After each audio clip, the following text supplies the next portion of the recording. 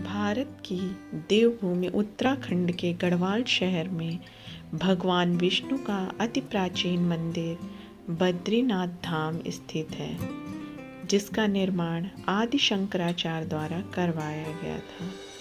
इस तीर्थ स्थान पर भारत के कोने कोने से तीर्थ यात्रा के लिए लोग आते हैं। बद्रीनाथ धाम उत्तराखंड में अलकनंदा नदी के दाएं तट पर स्थित है।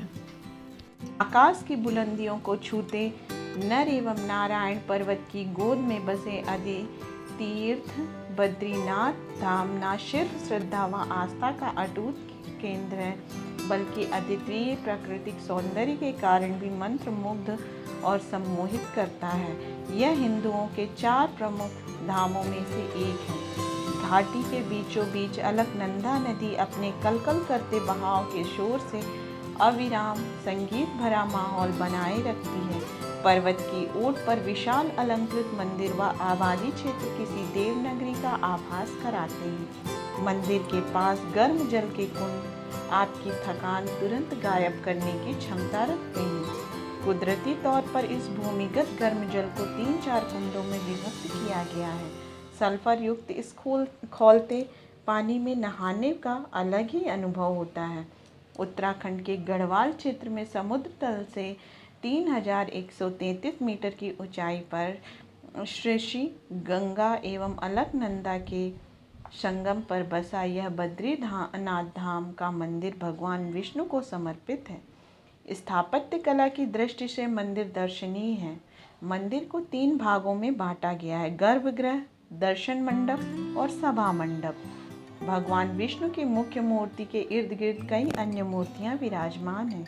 कहते हैं प्राचीन समय में यहाँ बेर वृक्ष का सघन साम्राज्य था। इसे तब बद्रीवन कहते थे।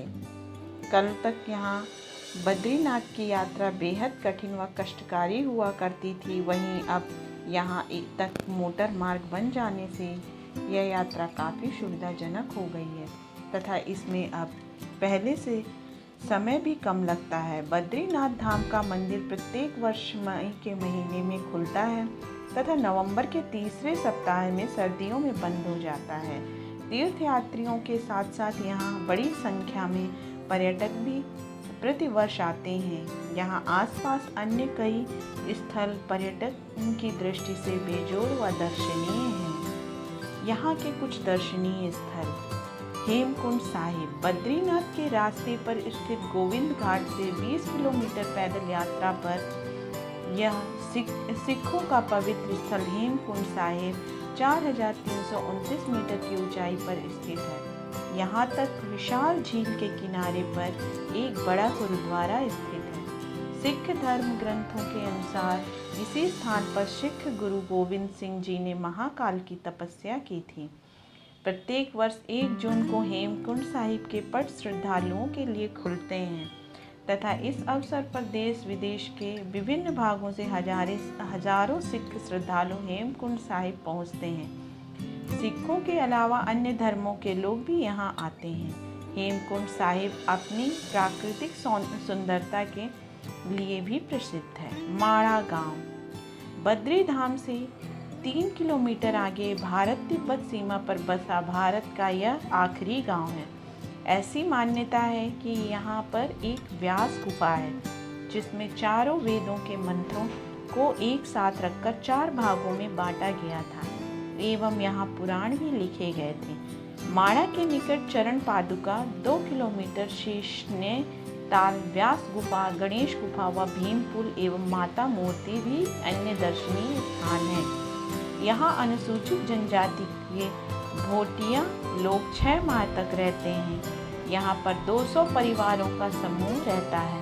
बद्रीनाथ के कपाट खुलने के साथ ही ये लोग यहाँ चले जाते हैं। वह कपाट बंद होने के बाद ये नीचे घाटियों में बसे अपने दूसरे गांव में चले जाते हैं। ये लोग बहुत मेहनती, कर्मठ व बहादुर होते हैं। महिलाएं ऊन कालीन कला में दक्ष होती हैं। ये लोग अपनी परंपराओं व संस्कृति से बहुत गहरे जुड़े हुए हैं। पहले ये लोग तिब्बत के साथ व्यापार करते थे। वसुधारा फॉल भीम पुल से करते हुए 5 किलोमीटर के सफ़र के बाद इस आश्चर्यजनक ऊंचे झरने का दृश्य अत्यंत आकर्षित करता है। सबसे बड़ी विशेषता यह है कि इसका सारा पानी वाष्प बनकर वायुमंडल में उड़ जाता है तथा आकाश में देखने से ऐसा लगता है जैसे आकाश गंगा ही नीचे उतर रही हो। फूलों की घाटी, यह एक अत्यंत रमणीक स्थल है। विश्व विख्यात फूलों की घाटी बद्रीनाथ से करीब 20 किलोमीटर की दूरी पर स्थित है। प्रकृति ने इस स्थल को भरपूर सौंदर्य दिया है। पर्यटक यहाँ की खूबसूरती देखकर मंत्रमुग्ध रह जाता है। इस फूलों की घाटी में जब सैकड़ों किस्म के रंग बिरंगे फूल खिलते हैं तो इस मनोहारी सौंदर्य का वर्णन नहीं किया जा सकता। इस घाटी के पर्यावरण की रक्षा हेतु यहाँ राष्ट्रीय उद्यान की स्थापना की गई है। 1938 में एक ब्रिटिश पर्वतारोही फ्रैंक स्माइट्स ने इस घाटी का पता लगाया था। इसके पश्चात इसकी पुस्तक वैली ऑफ फ्लावर खूब विख्यात हुई। फूलों की घाटी का सतरंगी दृश्य तथा महकता वातावरण पर्यटकों के लिए बेहद अद्भुत अविस्मरणीय अनुभव है।